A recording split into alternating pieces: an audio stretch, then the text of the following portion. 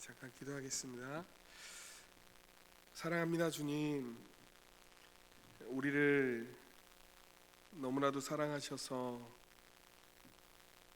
십자가에서 물과 피를 다 쏟으시기까지 우리에게 그 생명을 내어주시고 또 우리를 하나님의 자녀 삼아주셔서 감사합니다.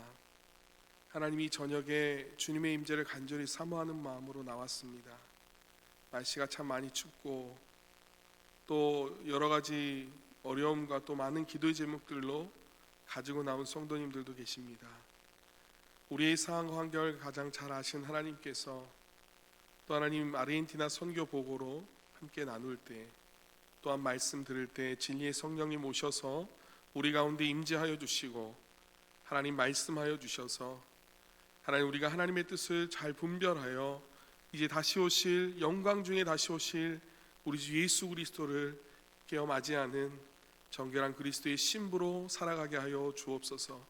하나님 이 시간 올려드리는 이 선교 보고와 단지 저희 가정이 4년 동안 하나님 앞에 올려드려지는 그런 선교 보고가 아니라 지난 4년 동안 우리 하저교회 성도님들이 함께 기도하고 또 함께 눈물로 또 후원과 또 기도를 함께 동역한 이 열매들을 주님께 이 시간 올려드립니다. 하나님 우리가 올려드리는 이 보고를 흠양하여 주시고 주님만이 홀로 영광받아 주옵소서. 예수님의 이름으로 기도드립니다. 아멘. 네, 안녕하세요. 저는 아르헨티나 정상훈 선교사입니다. 네, 반갑습니다. 날씨가 많이 추운데 오면서 사실 많이 좀 걱정했어요. 날씨가 한국 아르헨티나도 사계절이 있거든요. 그런데 이렇게 눈이 오진 않습니다. 영상 겨울이 돼도 한겨울이 한 영상 10도로는 이렇게 되거든요. 근데 이렇게 오시는 길 미끄럽고 또 그러진 않을까 그런 생각하는 마음으로 왔는데요. 특별히 오늘 예배 가운데 또 아르헨티나 선교 보고 또 우리 성도님들과 함께 나누면서 이 시간이 저희 가족만이 이렇게 여러분들에게 우리 성도님들께 보고하는 그 시간이 아니라 정말 우리 모두가 함께 기도하고 또 후원해 주신 그 사랑 때문에 저희가 지난 4년 동안 아르헨티나 선교 사역들을 잘 감당할 수 있었습니다. 그래서 선교 보고로 예배를 드리는데 이것이 우리 하적교회 성도님들과 함께 하나님 앞에 올려드려지는 그런 선교 보고 예배가 되어지기를 간절히 소망합니다. 네, 사실 하적교회 2017년도에 한번 왔었어요. 그때는 우리 청년부 선교를 간다고 해서요. 그때 당시 아마 담당 교역자가 민석기 목사님이셨던 걸로 제가 기억하는데 제가 아르헨티나 가기 전에 태국에서 이제 4년 정도 이렇게 있었습니다. 그래서 그때 청년부 선교를 간다고 해서 특강으로 청년부 때 한번 오고요. 그 이후로 이렇게 하적교회 이제 처음으로 방문하는데요. 특별히 너무나도 감사드리는 것은 저희 아르헨티나 선교를 위해서 또 저희 가족을 위해서 후원해 주시고 기도해 주시는 분들이 많이 계시는데요. 선교 파송 예배 드리지 않고 이렇게 후원해 주시고 기도해 주신 분은 우리 하적교회가 유일합니다. 예, 원래는 먼저 벌써 와서 성도님들께 아르헨티나 선교 사역이 어떻게 진행되고 있는지 또 어떤 사역들을 하는지 이렇게 먼저 인사드리고 또 선교 보고도 드려야 되는데 너무 멀어서 이제 안식년을 맞아서 이렇게 선교 보고 예배로 이렇게 성도님들께 인사드릴 수 있게 돼서 하나님께 너무 감사드립니다. 선교지에서 참 종종 뜻하지 않게 위기와 또 어려운 순간들을 만날 때가 사실 있습니다.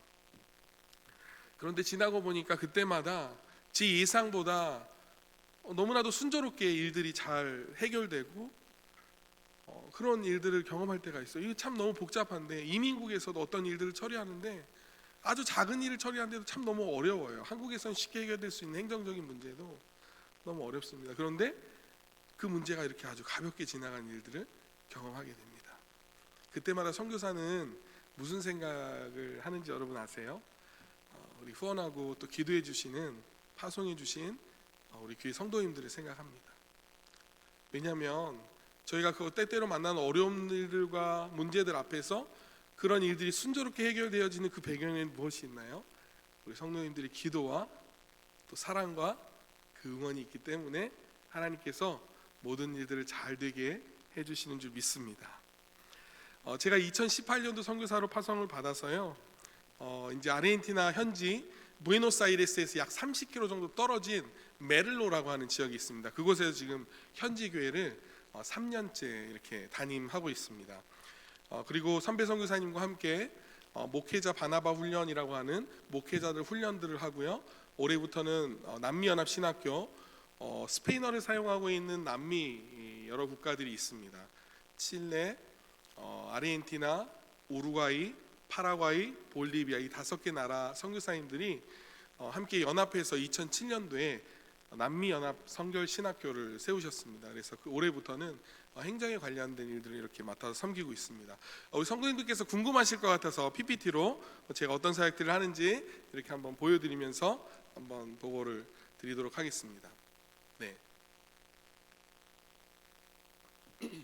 부에노스아이레스가 수도이고요. 아르헨티나는 굉장히 풍부한 자원들을 가지고 있습니다. 그럼에도 불구하고 굉장히 큰 빈부격차 그리고 실업 문제, 높은 물가 상승률 때문에 연 물가 상승률이요 60%, 50% 이렇게 됩니다. 잘 가늠이 안 되시죠? 이렇게 얘기하시면 집 렌트를 저희가 이제 아파트를 하고 있는데요. 3개월마다 그 집값을 올려줘야 돼요. 왜냐하면 그 페소를 저희가 사용하고 있는데 그 페소 가치가 계속 하락하고 지금 IMF 위기가 9번째 이렇게 다가오고 있는 상황입니다. 여러분들 우리 성도님들 잘 아실지 모르지만 남미 같은 경우에는 그 무분별한 정부 지도자들의 무능함과 또 부패로 인해서 포퓰리즘을 평화한 이런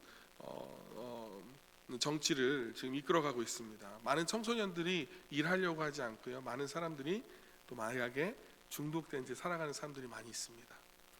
그래서 지금 보면 인구가 약 한 80% 전체 한 백인이 대부분이 다 백인이에요. 대부분 유럽계, 스페인, 또 이태리에서 이렇게 이주해서 넘어온 사람들이 대부분입니다. 네, 다음 한번 보여주시고요. 그리고 아르헨티나에는요 전체 인구가 한 4,600만 정도 되는데요. 전체 인구보다 소가 그렇게 많아요. 전체 인구보다도 소 숫자가 그렇게 많아요. 그래서 굉장히 소고기도 맛있고요, 소고기도 싸고요. 네, 그렇습니다. 그래서 우리 성도님들, 하조교회 성도님들, 우리 선교행으로 한번 아르헨티나 꼭 한번 오실 수 있으면 좋겠습니다.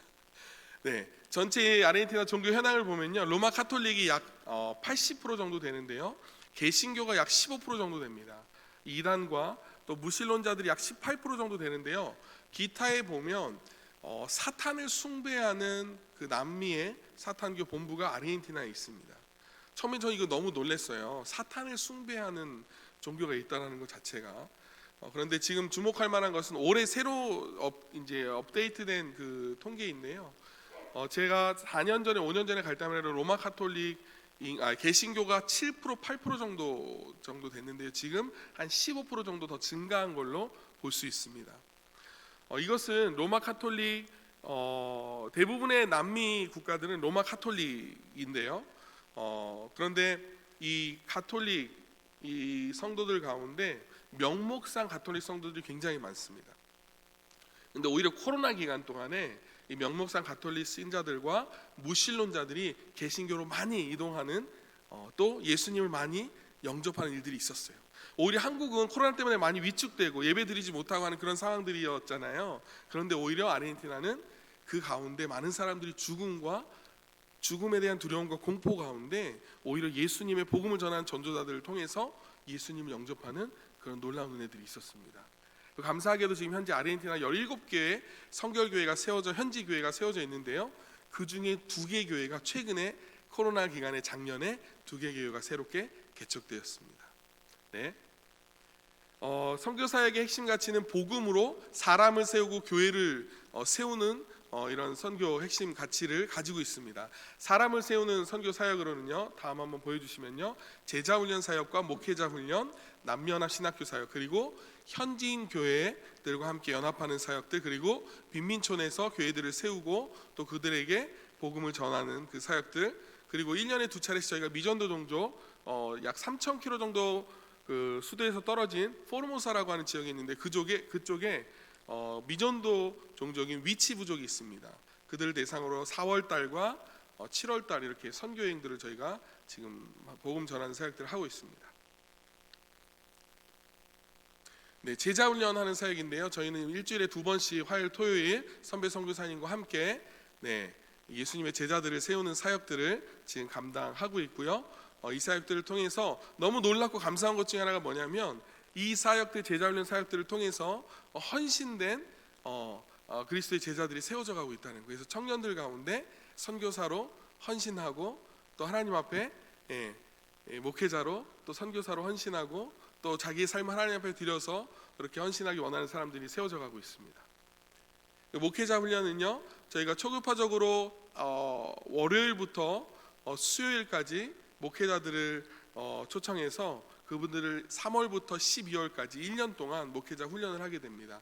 각 주제가 있는데요, 한 달에 한 번씩 말씀 묵상 훈련, 기도 훈련, 또 영성 훈련, 또 중보기도 훈련, 이런 여러 훈련들을 1년 동안 하게 됩니다. 그 가운데 9월달, 10월달이 되면 또 선교 여행도 이렇게 가게 됩니다. 그 모임 제자 훈련하고 밑에는 졸업하고 있는 그 사진입니다. 남미연합신학교 아까 말씀드린 그 사역이고요. 지금 본부 신학교가 파라과이에 세워져 있어요. 그래서 밑에 나와 있는 4명의 졸업생들을 통해서 현지 교회가 지금 세워지고 또 현지 교회 목회가 지금 계속 이루어져 가고 있습니다. 여기는 지금 제가 담임하고 있는 여러분 교회 이름이 뭔가요? 한번 읽어볼까? 하나님은 우리의 피난처 교회. 교회 이름이 너무 좋죠. 너무 좋아요. 하나님은 우리의 뭐라고요? 피난처 교회. 저희 교회가 빈민촌에 세워져 있습니다. 세워진 지 약 20년 정도 됐는데요. 이 교회에서 저희가 사실 처음에 있다가 선교 보고 말씀 전하다가 이제 말씀드리겠지만 제가 3년 전부터 교회를 목회를 하고 있고요. 예배 후에 이렇게 성도님들과 식사 교제도 하고 또 우리 청년들 모임 그리고 여성 모임이 사진입니다. 이거는 이제 세례를 주는 그 모습인데요. 세례를 받고 또 오른쪽에 있는 그 사진은 십자가 밑에 있는 사진은 최근에 7월달에 제가 안식년 나오기 전에 왼쪽에 있는 사람은 앙켈 천사라고 하는 말이에요. 스페인어로 천사와 오른쪽에는 임마누엘이라고 하는 그 형제인데요. 형제가 예수님 알지 못하는 제가 한국에 안식년에 들어간다고 하니까 목사님 제가 세례 받고 싶어요. 그래서 이렇게 세례를 최근에 이렇게 주고 이렇게 돌아왔습니다. 어린이 예배 모임 하고 있는 사진이고요. 또 성령 묵상 나눔 모임 하고 있는 모습입니다. 감사하게도 매주 목요일마다 저희 동네가 빈민촌에 있기 때문에 여러 많은 문제들이 있어요. 꼭 빈민촌이라서 그런 건 아니지만 저희 안에 저희 지역에 세이보라고 하는 지역에 저희 교회가 세워져 있는데요. 마약 문제가 굉장히 심각합니다. 중독 문제, 마약 문제, 여러 많은 범죄들이 이제 일어나는데요. 그러다 보니까 많은 아이들이 이렇게 거리에서 노출된 채 그냥 학교 갔다 오면 12시면 보통 돌아오거든요. 많은 아이들이 거리에서 그냥 이렇게 노출된 채 방치된 채 그냥 있는 경우가 많아요. 그래서 하나님 저희가 이 아이들을 어떻게 잘 섬기면 좋겠습니까? 이렇게 기도하면서 하던 중에 저희가 목요일마다 매주 방과후 교실을 저희가 시작을 했습니다. 그래서 그 아이들을 데려다가 저희가 간식도 주고 또 봉사자들이 맛있는 음식도 해주고요. 또 아이들이 다른 것보다 아이들 숙제들도 봐주고 하는데 다른 것보다 아이들에게 교회가 안전한 공간들을 마련해주고 그 아이들이 이곳에서 말씀도 배우고 또 학교 숙제도 봐주고 하는 그 일들을 시작하게 됐습니다. 그래서 이걸 통해서 또 아이들 도서관들을 또 이렇게 만들려고 준비 이렇게 하고 있습니다. 지금 위의 사진은요 저희가 작은 교회임에도 불구하고 저희가 또 2명의 선교사 가정과 1명의 개척교회 최근에 개척한 교회를 섬기고 있습니다. 저 위에 있는 가운데 사진은 지셀라라고 하는 선교사인데요. 부에노스아이레스에 있는 국립대학교를 졸업하고 똑똑한 자매입니다. 싱글 선교사인데요. 이 자매가 중국과 또 북한을 품고 평양에도 2번이나 다녀왔어요. 그래서 선교사로 헌신하고 저희 교회가 매달 50불씩 큰 돈이 아닌 것 같지만 저희 빈민촌에 사실 그만한 이렇게 헌금하는 것이 사실 쉽지는 않아요. 그런데 저희가 매달 50불씩 이렇게 후원을 하고 이 선교 사역들을 후원하고 있습니다. 그 밑에는 그 파송 예배 후에 드린 사진이고요. 또 밑에는 이렇게 예배드리고 있는 모습입니다. 이 사진은 최근 사진인데요. 한국은 어린이날이 5월 5일이잖아요. 근데 아르헨티나는 최근에 어린이날이었어요. 그래서 리더들이 제가 이렇게 얘기하지 않았는데 리더들이 목사님 어린이날인데 우리 어린이들을 위해서 저희가 전도 축제를 한번 하면 좋겠어요. 그래서 리더들이 서로 연합해서 이렇게 어린이 축제를 전도 축제를 하고 있는 사진입니다. 그 모임 후에 이렇게 찍은 사진입니다. 네, 이렇게 해서 테아트로 이렇게 연극도 해가지고 복음의 메시지가 담긴 연극도 이렇게 아이들에게 들려주고 있는 모습이고요. 네, 영상도 나오네요. 네, 아마 까만 옷을 입은 자매가 이제 교회 리더인데요. 또 사탄이죠. 사탄 역할을 맡아서 이렇게 하고 있는 모습. 네, 넘겨주시면 좋겠고요. 네, 어린이들이 따라오면 항상 누가 따라오죠? 아이들이 따라오면 누가 따라오죠? 네, 부모님들이 따라와요. 그래서 부모님들을 또 오게 되면 부모님들에게 또 복음을 전하고 또 예수님을 이렇게 교회에 또 초청해서 하는, 그래서 그 모임 전에 우리 리더들이 이렇게 기도하고 있는 모습입니다. 네, 이 사진은요, 저희 어린이 왼쪽 아래 사진 보면 이렇게 테이블이 있고 의자가 있는 이 장소는 저희 어린이 예배실 공간이었어요.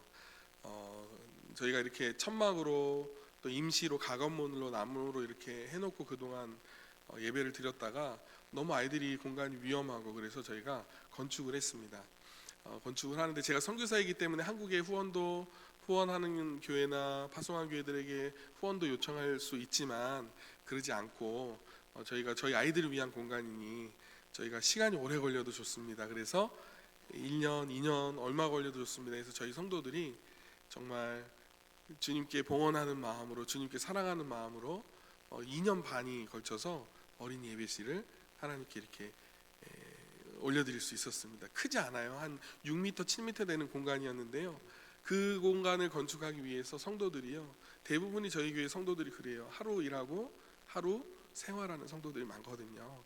그런데 정말 1kg 시멘트 사서 주일날 갔다 와서 하나님께 드리고, 또 모래 이렇게 한 봉지, 이렇게 타일, 교회 어린 아이들 예배 공간에 타일 한두 개 이렇게 사서 이렇게 하나님 앞에 봉헌했습니다. 그렇게 해서 화장실도 없었어요. 화장실도 저희가 그렇게 해서 이거 6m, 7m 되는 아주 작은 공간인데요, 2년 반이 걸렸어요.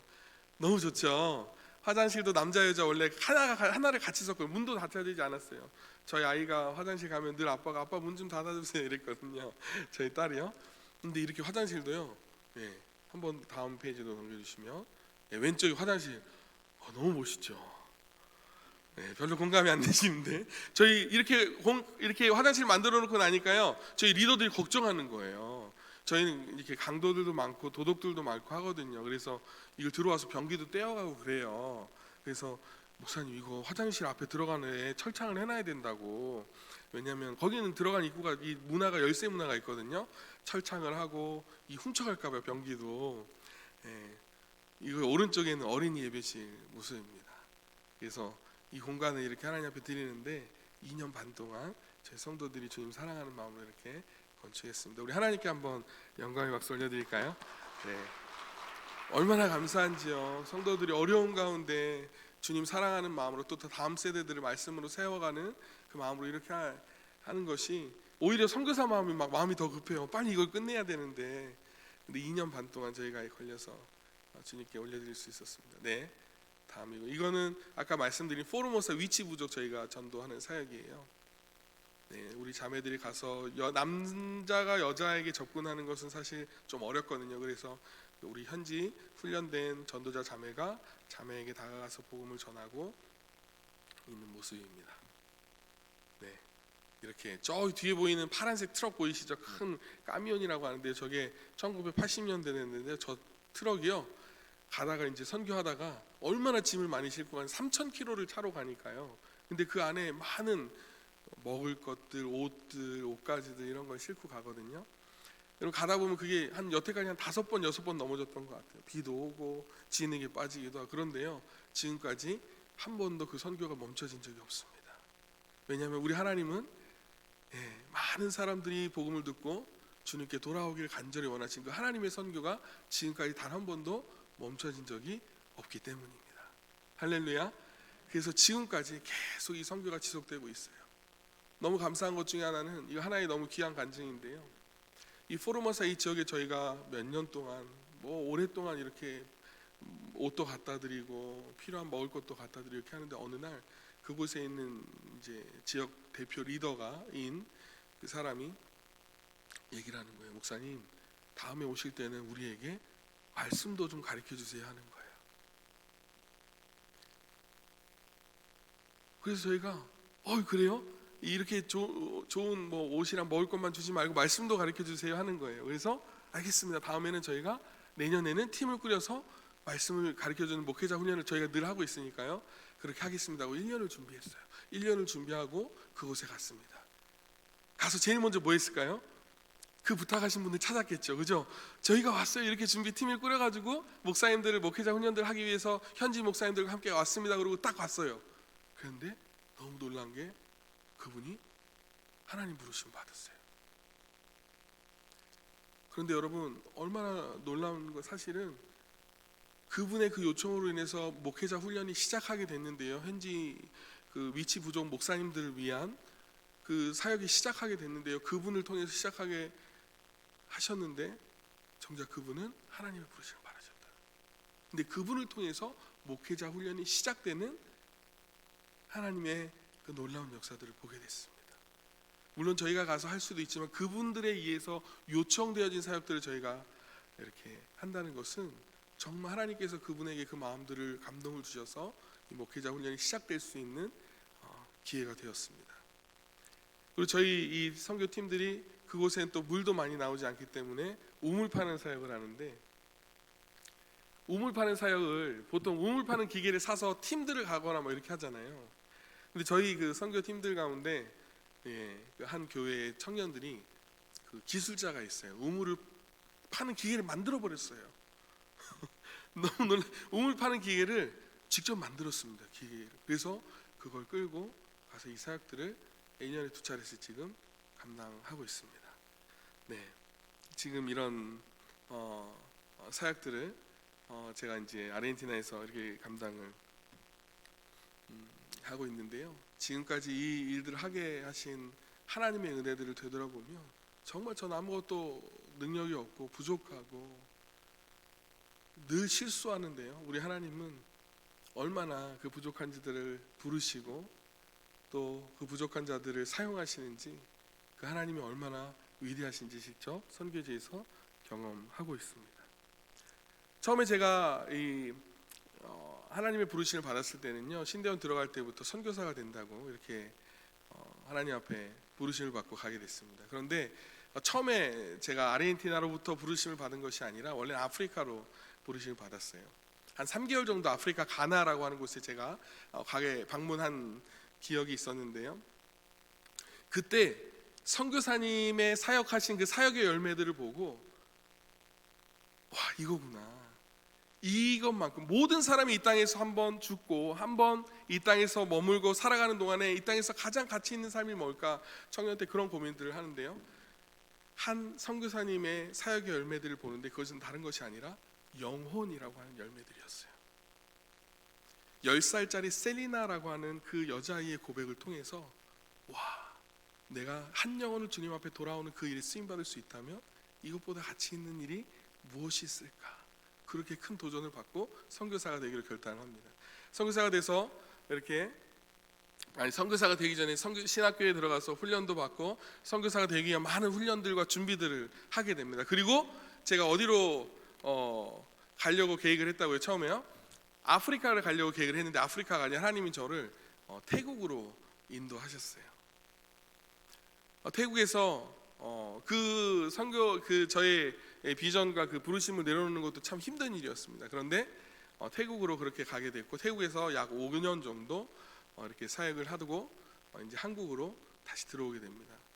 그것은 다른 것이 아니라 계속 그 복음을 전하고 또 교회가 없는 또 복음 듣지 못하는 자들을 향한 그 마음들이 제 안에 늘 뜨거워서 선교사에 대한 부르심을 늘 뜨거워서 그 디아스포라 한인교회 사역들을 내려놓고 선교사 훈련을 받기 위해 이제 들어오게 됩니다. 그때 들어올 때 아내랑 이런 대화를 나눴어요. 여보, 우리가 가능하면 선교사가 많이 없는 곳에 가면 좋겠습니다, 이랬어요. 아내와. 가능하면 선교사가 많이, 아직은 우리가 젊고 또 우리 아이들이 어리니까 가능하면 선교사가 많이 가지 않으려고 하는 곳에 가면 좋겠어요, 이런 얘기들을 나눴습니다. 그도 그런 게, 왜냐하면 태국에 있는 동안에 한인교회에서 사역을 하면서 한 해 여름에만 선교팀들이 많이 오는 거예요. 그리고 태국만 하더라도 많은 선교사 지원생들이 있습니다. 왜냐하면 한국이랑 또 가깝잖아요. 여러분, 아르헨티나는요, 우리 아까 목사님 말씀에 지구 반대편에 있어요. 비행기로 38시간 정도 이렇게 가야 됩니다. 시간도 반대이고요, 날씨도 정반대예요. 대한민국에서 가장 먼 나라 어디예요? 아르헨티나예요. 남미입니다. 음식도 너무 많이 달라요. 그리고 다른 사람들, 그리고 치안도 사실 많이 좋지 않습니다. 그리고 인종 차별도 있어요. 우리 아이들이 빈민촌인데도 우리 아이들이 지나가면 이렇게 눈을 이렇게 하면서 치노 그래요. 무슨 말이냐면 중국 사람이라고 이렇게 얘기해요. 선교지 리서치를 마치고 아르헨티나 간다고 했을 때 저를 아끼고 사랑해 주신 많은 목사님들이 조언과 반대가 있었습니다. 왜 아르헨티나 가려고 그래? 원래 너무 먼 나라 아니야, 아르헨티나. 왜 어떻게 가려고 그래?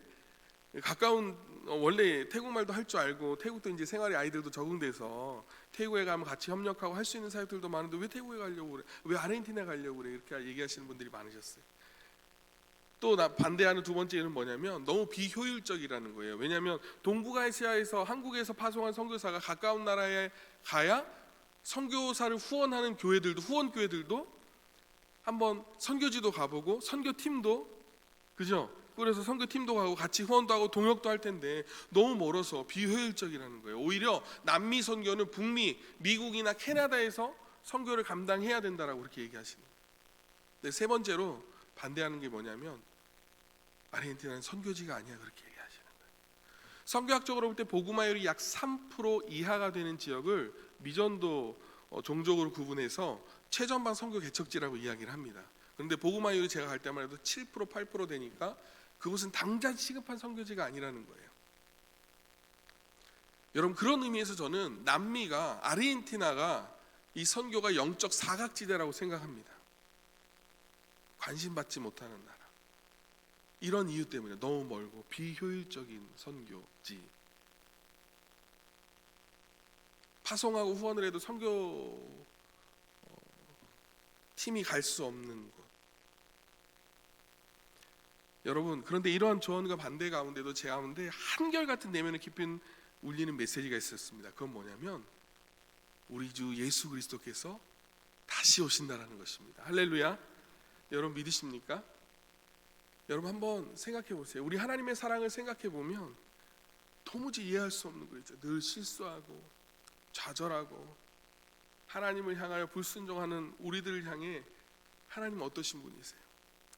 로마서 5장 8절의 말씀에 보니까 이렇게 얘기해요. 우리가 아직 죄인 되었을 때 그리스도께서 우리를 위해 죽으심으로, 그리스도께서 우리가 아직 죄인 되었을 때에 그리스도께서 우리를 위하여 죽으심으로 하나님께서 우리에 대한 자기의 사랑을 뭐라고 하셨다고 그래요? 확증하셨다라고 그래요.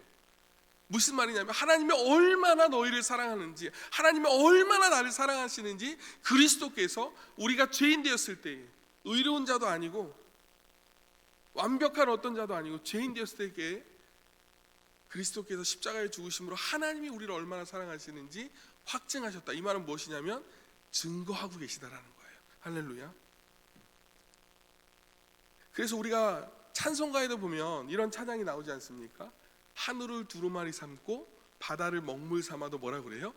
다 기록할 수 없는 사랑, 도무지 이해할 수 없는 사랑, 변함없는 사랑. 그런데 그 예수 그리스도께서 다시 땅 가운데 곧 오실 줄 믿습니다. 여러분, 이 내면의 깊은 메시지가 저를 선교지로 발걸음을 옮기게 되었습니다. 남미 같은 경우에는 각 나라마다 교단 선교사가 한 가정밖에 없습니다. 볼리비아랑 아르헨티나만이 유일하게 지금 현재 두 가정이 있는데요. 안식년 때 저희 선배 선교사님이 한국에 나왔고 제가 훈련을 받는 기간 동안에 만나게 됐어요. 선배 선교사님이 계속 부르는 거예요. 정 선교사님 저랑 좀 같이 밥 좀 먹읍시다. 밥 좀 먹읍시다 그러시는 거예요. 선교사님 초대해 주셔가지고 이렇게 딱 그 안식년으로 머무시는 숙소에 가니까요. 우리 선교사님이요 음식 솜씨도 너무 좋으시거든요. 그런데 얼마나 맛있는 음식들을 이렇게 해놓으셨는지요. 그러시면서 뭐라고 그러시냐면 아르헨티나로 좀 오세요 그러시는 거예요. 그런데 선교사님 뭐라고 그러시냐면 선교사님 아르헨티나가 어떤 나라인가요? 이렇게 여쭤보는데 선교사님이 20년 동안 사역하시면서 선교팀이 단 한 번도 오지 않으셨대요. 그리고 후배 선교사랑 또 동역할 수 있는 후임 선교사가 올 수 있도록 기도를 하시는데 한 20년 동안 기도를 해오셨다는 거예요. 제가 근데 이 말을 듣는데 머리를 한 대 꽉 맞는 것 같아요. 제가 태국에서 사역을 마치고 한국에서 선교사가 되기 위해 아내와 어떤 대화를 나눴다고 했죠? 선교사가 많이 가지 않으려고 하는 것, 그리고 될 수 있으면 지원자가 많이 없는 것. 그런데 선배 선교사님이 20년 동안 선교팀이 단 한 팀도 온 적이 없고 20년 동안 후배 선교사를 위해 기도해 오셨다는 그 말이 마치 하나님의 저에게 주시는 사인과 같았습니다. 그래서 제가 아르헨티나로 가게 됐습니다. 사랑하는 여러분, 오늘 말씀은요 주님이 다시 오시는 그날에 대해서 말씀하고 있어요. 10절에 보니까 주님의 날이 어떻게 온다라고 얘기를 합니까? 도적과 같이 예고도 없이 올 것이라고 얘기합니다. 그러면서 세 가지로 지금 이야기하고 있어요. 첫 번째는 하늘이 큰 소리로 떠나가고 이렇게 얘기합니다. 이것은 무엇이냐면 이 땅의 멸망을, 이 땅의 끝을 이야기하고 있는 거예요. 두 번째로 물질이 뜨거운 불에 풀어지고 라고 하는 이것은 우주의 근본이 되는 태양과 달과 별들의 멸망을 이야기하는 것입니다. 세 번째로 땅과 그 중에 있는 모든 일이 드러날 것이다 이렇게 얘기를 하고요. 언제요? 주님이 다시 오실 그날에 대해서 지금 사도 베드로가 얘기하고 있는 거예요. 그러면서 마지막 그날에는 뭐래요? 모든 것이, 이 땅에 감춰져 있던 모든 것들이 드러날 것이다 이렇게 얘기합니다. 그러면서 사도 베드로가 하는 말이 무엇입니까? 11절 말씀 우리 다 같이 한번 읽어보면 좋겠습니다. 베드로후서 3장 11절 말씀 우리 다 같이 한번 읽어보겠습니다. 시작. 이 모든 것이 이렇게 풀어지리니 너희가 어떠한 사람이 되어야 마땅하뇨? 거룩한 행실과 경건함으로 하나님의 날이 임하기를 바라보고 간절히 사모하라. 예수님이 다시 오실 그날에는 모든 것이 녹아지고 그날에는 모든 숨겨진 것이 드러나게 될 텐데, 그렇다면 하나님의 사람인 너희들은 어떠한 사람이 되어야 마땅하냐? 어떠한 삶을 살아가야 되겠습니까? 라고 얘기하는 거예요. 그러면서 사도 베드로가 하는 제안이 무엇입니까? 첫 번째 거룩한 행실과 두 번째 경건함으로, 세 번째 하나님이 날이 임하기를 바라보고 간절히 사모하라고 얘기합니다. 여러분, 거룩한 행실이라고 하는 것은 성령 안에서 모든 행실을 성별된, 구별된 삶을 살아가는 것을 의미합니다. 두 번째로 경건함이라고 하는 이 표현은요, 헬라어로 유세베이아라고 하는 이 단어인데, 이것은 뭐냐면 경건함이라고 하면 막연하잖아요. 잘 이해되지 않잖아요. 경건함이라고 하는 것은 무엇이냐면, 이 유세베이라고 하는 단어는 하나님을 경외하고 그리스도의 재림을 소망하고 인내하는 삶이 경건이라고 하는 뜻입니다. 할렐루야. 경건함이 뭐라고요? 하나님을 경외하고 그리스도의 재림을 소망하고 마지막 뭐요? 인내하는 삶이 경건이라는 거예요. 그리고 하나님의 날이 임하기를 바라보고 간절히 사모하라고 말합니다.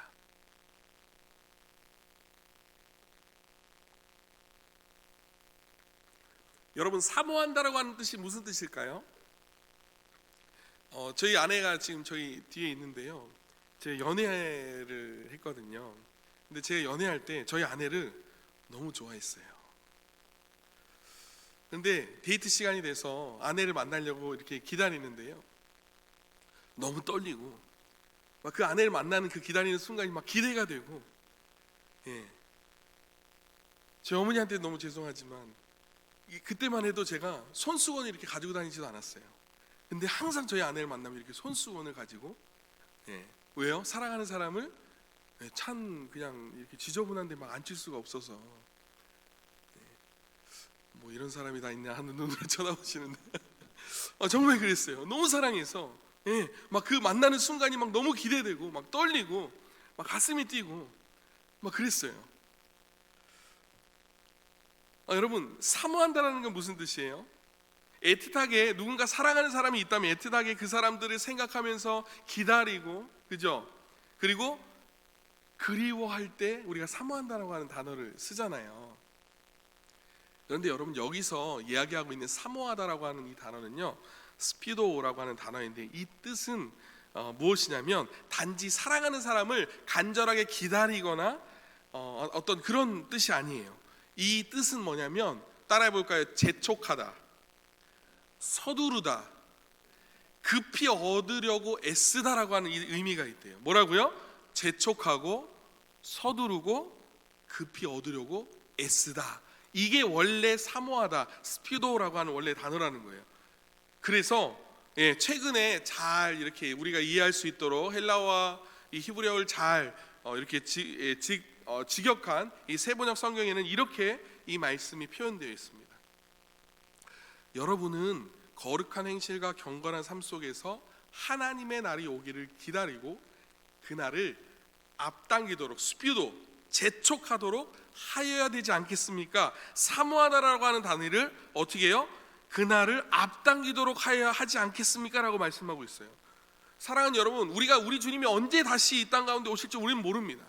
오늘 말씀처럼 주의 날이 도둑과 같이 올 거라고 말씀하고 있어요. 그런데 그 주님이 언제 오실지 모르지만 언젠가는 오시겠지, 언젠가는 오실 거야, 이렇게 무관심한 채 넋을 놓고 기다리는 것이 아니라, 사도 베드로는 여러분, 우리가 경건한 행실과 거룩한 행실과 경건한 삶 속에서 하나님의 날이 오기를 기다리고 주님 오실 그날을 우리가 재촉하고 스피도, 사모하고 앞당겨야 되지 않겠습니까? 그렇게 얘기하고 있는 거예요. 그러면 우리가 어떻게 주님 오실 그날을 앞당길 수 있어요? 선교사님, 이 선교의 주체가 하나님이시지 않습니까? 네, 맞습니다. 우리 하나님은 선교하신 하나님이세요.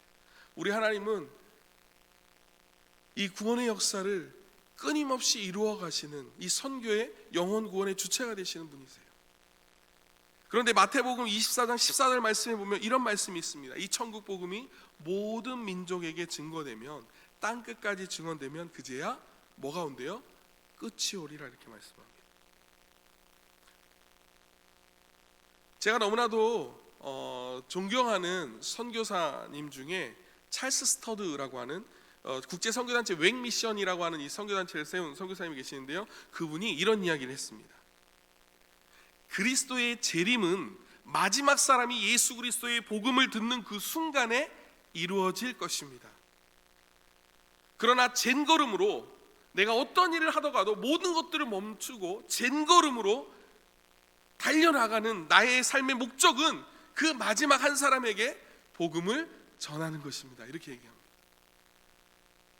여러분, 어떻습니까? 주님이 다시 오시기를 갈망하는 그 마음이 충분히 표현된 이야기인 것 같아요. 여러분, 우리가 왜 복음 전해야 되나요? 여러분, 점점 선교가 어려워진다라고 얘기해요. 점점 선교하는 신자가 많이 없어진다고 얘기합니다. 그런데 우리는 왜 계속해서 선교사를 보내고 파송하고 후원하는 일들을 멈추지 않아야 합니까? 그것은 바로 우리 주 예수 그리스도께서 이제 다시 오실 날이 얼마 남지 않았기 때문입니다. 그럼에도 불구하고 지금도 여전히 복음을 듣지 못하고 죽어가는 사람들이 많이 있기 때문이에요. 여러분, 제가 4년 만에 한국에 들어와서 저희 모교인 서울신학대학교에 가서 들어가는데요, 이것은 비단 선교지에서의 상황만이 아닌 것 같아요. 학교에 들어가는 입구에 보니까 현수막, 이런 현수막이 붙어 있었어요. 복음화율 3%, 미전도 종족 해서 저는 무슨 선교 컨퍼런스가 열리는 줄 알았어요. 그런데 그게 아니라 우리 다음 세대들, 중고청 청소년들에 대한 복음화율이 3%가 채 되지 않는다. 선교지에 4년 동안 나가 있는 그 시간 동안에 이제 한국이, 조국 교회인 이 대한민국이 오히려 청소년들이 복음을 들어야 될 복음의 불모지가 되어가고 있다는 것들을 듣고 주님 앞에 기도하지 않을 수 없는 거예요. 사랑하는 여러분, 주님이 오실 그날을 앞당기는 것, 우리가 주님을 사랑한다면 주님을 보고 싶어야 되고, 그렇다면 주님 오실 그날을 우리가 복음을 증거함으로 그리스도의 재림을 앞당기는 이 삶을 살아가야 되는 줄 믿습니다. 저희 교회 저희 아르헨티나 17교회의 선결교회가 세워져 있습니다. 아까 말씀드린 제가 목회하고 있는 교회는 Dios es nuestro amparo, 하나님은 우리의 피난처 교회인데요. 저희 교회가 이렇게 빈민촌에 있다고 말씀드렸잖아요. 중독 문제가 굉장히 많습니다. 마약, 알코올, 또 강력범죄들이 늘 일어나요. 아침 저녁으로 핸드폰을 훔쳐가는 일들, 아침 저녁으로 이렇게 총소리도 나고요.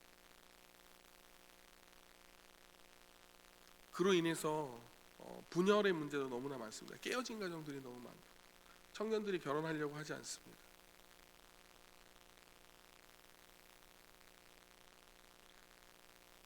그런데 이 교회를 제가 담임을 하게 됐습니다. 어느 날 선배 선교사님 부르셔서 이 한 교회를, 저희 교회를 원래 담임하고 있던 개척하신 목사님, 여자 목사님이셨는데, 마르타 목사님이셨는데요, 정말 사랑으로 목회를 하셨어요. 가난한 사람들을 데려다가 집에서 먹이시고 입히시고 정말 사랑으로 목회하셨어요. 근데 목사님이 심장에 문제가 있어서 하나님 부르심을 받게 됩니다. 그래서 이제 가난한 빈민촌에 있는 교회이다 보니까 성도들이 이렇게 다 많이 교회를 떠나게 됐어요. 한 5가정 정도만 이제 남게 됐습니다.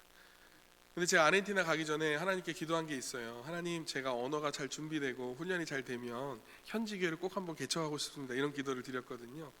근데 언어를 하나도 하지 못할 때였어요. 스페인 언어 기도도 못할 때였어요. 그런데 하나님께서 너무 빨리 그 기도를 응답해 주신 것 같아요. 그래서 이 교회를 지금 3년째 담임하고 있는데요. 교회 갔더니 성도들이 그래요. 목사님, 여기 세이보라고 하는 마을이거든요. 세이보에 왜 오셨어요? 여기 이 땅에는 소망이 없어요. 이렇게 얘기해요. 이 땅에는 소망이 없대요. 교회 성도가 그렇게 얘기합니다.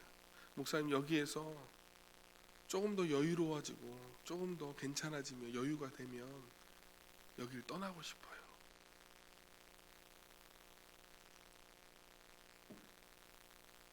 이제 성도들이랑 같이 이런 교회에서 이제 교회 사역을 하면서 목회를 하는데요.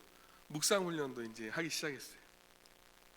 근데 처음에 이제 이런 훈련이 안 돼 있는 거예요. 예배 훈련도 안 돼 있고, 묵상 훈련도 안 돼 있고, 기도 훈련도 안 돼 있는 거예요. 묵상 훈련 하자고 그러니까 막 성도들이 화를 내는 거예요. 목사님, 이거 옛날에 이런 거 안 했는데 왜 우리가 묵상을 해야 돼요? 막 이렇게 얘기하고, 묵상 훈련, 또 예배 훈련, 또 기도 훈련, 중보기도. 제가 지금 안식년으로 나와 있는 1년 동안 감사하게도 지금은 8명의 리더들이 세워져서요. 그 중에 6명이 지금 신학생으로, 남미연합 신학교 신학생으로 있습니다. 그 중에 한 부부가 선교사로 헌신하고, 그 가운데는 마약에 중독됐던 사람도 있습니다. 오늘 아침에도 제 리더들이랑 줌으로, 영상으로 모임을 갖고 2주일마다 한 번씩 이렇게 제자훈련하고 있는데요. 8명의 리더들이 돌아가면서 주일 설교, 수요예배 설교, 토요일마다 중보기도 모임이 있거든요. 중보기도 모임은 8명의 리더들이 돌아가면서 지금 사역을 감당하고 있습니다.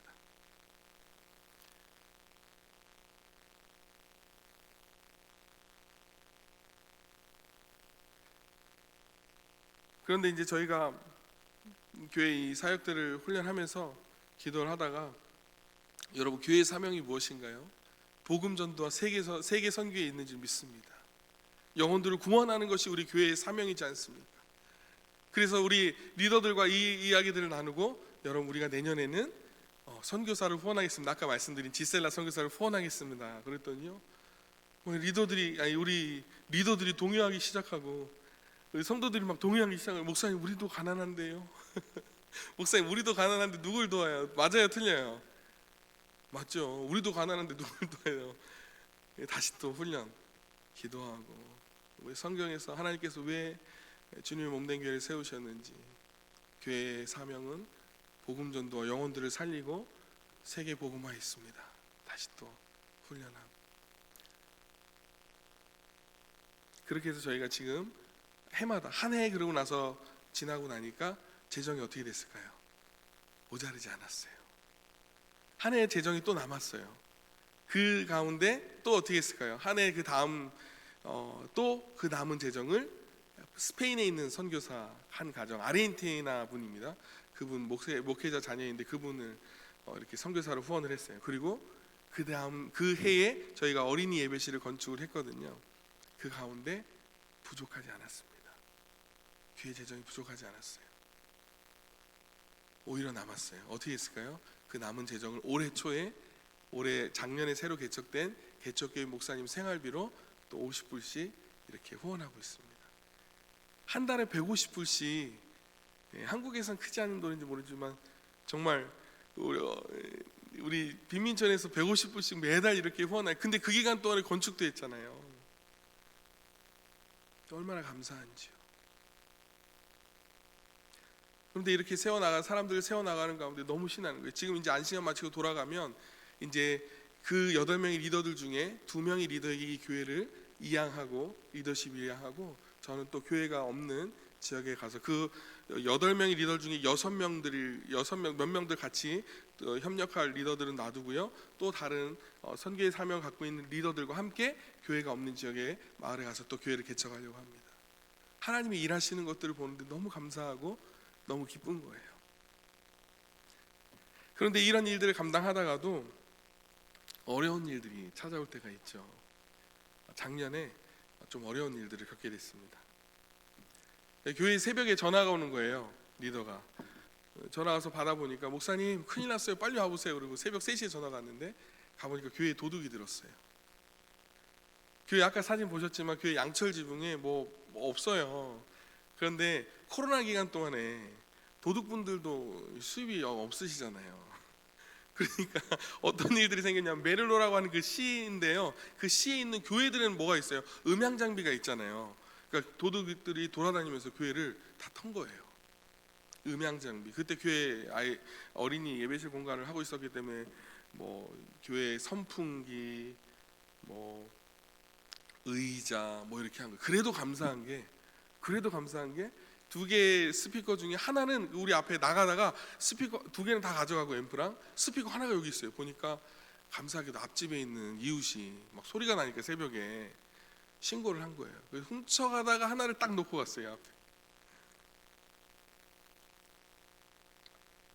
그러고 나서 얼마 안 됐는데요, 정확하게 한 달 이후에 제가 모교인 천호동 교회에서 어린이 부서에서, 제가 섬기고 있던 어린이 부서에서 씨앗 헌금이라고 그래서 성탄절이 되면 이렇게 헌금해서 가난하고 소외된 이웃들을 위해 나눈 헌금이 있었어요. 그 어린이들 5학년부, 6학년부 아이들이 헌금을 해서 승용품 키트를 이렇게 보냈어요. 그걸 만들어서 이제 코로나 때문에 많은 사람들이 일을 하지 못하니까 굉장히 어려운 가운데 있었어요. 그래서 식료품 키트를 만들어가지고 이제 갖다 주는데, 한 달 후에 전달해 주러 가는데 제가 또 강도를 만나게 됐어요. 그 한 달 사이에 교회 강도를 만나고, 교회에 도둑을 맞고, 또 강도를 만나고, 그때가 대낮이었어요. 낮 2시였습니다. 많은 사람들이 오고 가고 있었어요. 핸드폰이 이렇게 있었는데 핸드폰을 훔쳐가려고 하다가 창문을 깨고 핸드폰을 훔쳐가려고 하다가 이제 그런 일이 났어요. 불과 한 달 사이에 그런 일을 겪고, 창문이 깨어진 상황 가운데 고속도로로 창문이 깨어진 데 돌아오는데 하나님 앞에 막 이렇게 마음이 많이 무너지더라고요. 하나님, 불과 한 달 사이에 어떻게 이렇게 어려운 일들이 있을 수 있습니까? 물론 그들이 내가 누군가가 도움이 필요한 사람들을 도와주고 이렇게 한다는 것은 모르지라도 제 마음 가운데 낙심이 찾아드는 거예요. 왜냐하면 하나님, 이 땅이 변하지 않으면 어떡하죠? 하나님 5년이 되고 10년이 변하고 20년이 변해도 하나님 이 땅이 여전히 변하지 않고 여전히 이 땅이 이대로 이 모습 그대로이면 어떡하죠? 낙심이 찾아오게 됐어요. 그 가운데 수요 예배 때 강도를 맞고 아무것도 없는 그 상황에서 성도들과 함께 수요 예배 제가 찬양 인도를 하거든요. 찬양을 하는데 하나님 앞에 이런 찬양을 고백하게 됐습니다. Aquí estás, debemos mover, te adoraré. 주 여기 운행하시네. 주 경배해.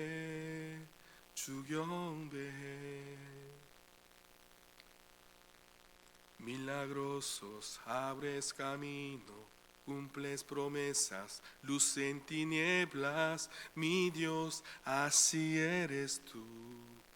큰 길을 만드시는 주, 큰 기적을 행하시는 주, 그는 나의 하나님.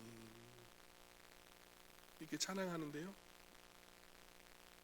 내가 하나님 앞에 성도들과 함께 교회 모든 것들을 잃어버리고 강도를 만나고 약 근 일주일 동안 그 트라우마 때문에 차를 운전할 수가 없더라고요. 계속 그 장면이 생각났어요. 창문을 깨트리고 이렇게 막 실갱이하던 그 장면이 계속 생각이 났어요. 하나님은 큰 길을 만드시는 분이고 큰 기적을 만드시는 분이라고 그렇게 찬양을 하는데, 하나님 정말 이 땅이 소망이 없는 것은 아닙니까? 그런 낙심이 제 가운데 깊이 찾아오는 거예요. 그렇게 찬양하는데 하나님 앞에 철저히 무릎 꿇을 수밖에 없는 그런 찬양을 이 마지막 가운데 고백하게 됩니다. Aunque no pueda ver está sobrando, aunque no pueda ver está sobrando, siempre estás sobrando, siempre estás sobrando. 이 내용이 뭐냐면, 비록 내게 보이지 않아도, 비록 내게 느껴지지 않아도 일하시네 주님. 그는 결코 멈추지 않네. 할렐루야. 이 찬양을 성도들과 함께 부르는데요, 모두가 다 같이 하나님 앞에 무릎 꿇고 올 수밖에 없었습니다. 하나님, 그렇습니다. 비록 우리의 삶이 모든 것이 막힌 것 같고 모든 것이 보이지 않고 모든 것이 변하지 않을 것 같은 이 상황 가운데서도 하나님은 내게 보이지 않고 느껴지지 않아도 하나님은 어떤 분이시라고요? 일하시는 분이시고 하나님의 그 일하심은 멈추지 않으시는 분이시라는 것을 이 찬양을 통해서 하나님이 저에게 말씀해 주셨습니다. 사랑하는 성도 여러분, 때로는 우리 가운데 낙심이 찾아오고 좌절되는 순간들이 찾아오더라도 우리가 언제 그랬냐는 듯이 툭툭 털고 다시 일어날 수 있는 용기도 필요합니다. 그리고 주님한 약속하신 그 시간이 더딘 것 같아도 하나님은 어떤 분이시냐면 그 약속을 성취하시고 이루시는 분이신 줄 믿습니다. 왜냐하면 오늘 말씀에도 4절과 8절 9절을 보면 알 수 있습니다. 4절에 보면 베드로후서 3장 4절에 보면 이렇게 말씀합니다. 가로되 주의 강림하신다는 약속이 어디 있느뇨? 조상들이 잔후로부터는 만물이 처음 창조될 때와 같이 그냥 있다, 이렇게 얘기합니다. 예수님이 재림이 더딘 것을 조롱하는 거예요. 막 웃으면서, 야, 너가 믿고 그렇게 따르던 예수가 어디 있다라는 거야? 그 창조부터 자고 있는 것이 아니야, 이렇게 조롱하는 겁니다. 그런데 8절과 9절 말씀에 뭐라고 얘기합니까? 사랑하는 자들아, 주께는 하루가 천년 같고 천년이 하루 같다는 것, 이 한 가지를 잊지 말라. 할렐루야. 9절 말씀에 주의 약속은 어떤 이들에게는 더딘 것 같지만 더딘 것이 아니라 오직 주께서는 너희를 대하여 오래 참으사 아무도 멸망하지 않고 다 회개하여 이르기를 원하시느니라. 할렐루야. 사랑하는 여러분, 그리스도의 재림이 지연되는, 늦어지는 것은 더딘 것이 아니라 뭐라고 그래요? 하나님의 오래 참으심이라는 거예요. 죄인들에게 회개의 기회를 주고 심지어 뭐예요?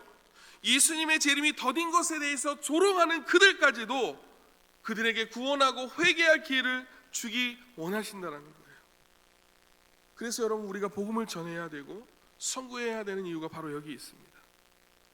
사랑하는 성도 여러분, 이 일에 우리가 헌신하고 하나님께서 우리 하저교회를 복음을 전하고 그리스도의 다시 오실 그날을 준비하고 앞당기는 그 일에 우리를 사용하여 주옵소서라고 그렇게 기도하는 우리 모두가 되기를 간절히 축원합니다. 이 시간 같이 한번 기도하면 좋겠습니다. 여러분, 오늘 예배 가운데 참석하신 여러분들 가운데서도 예기치 못한 어려움과 또 문제 앞에 마치 앞이 모든 것이 막혀버린 것 같은 어려운 순간들이 계신 분도 있으신지 모르겠습니다. 그러나 하나님은 지금도 큰 길을 만드시고 우리 각 사람을 향하여서 놀라운 계획과 뜻을 갖고 계시므로 비록 때로는 우리가 보이지 않고 내게 느껴지지 않고 어려운 순간마다 일하시는 그 주님을 믿음으로 붙드시는 우리 하저교회 성도님들 되기를 주님의 이름으로 축원합니다. 그래서 우리 이 시간에 같이 한번 기도하면 좋겠습니다. 하나님, 주의 날이 도덕같이 올 것이라고 말씀하는데 하나님, 우리를 사용하여 주옵소서, 깨어있게 하여 주옵소서.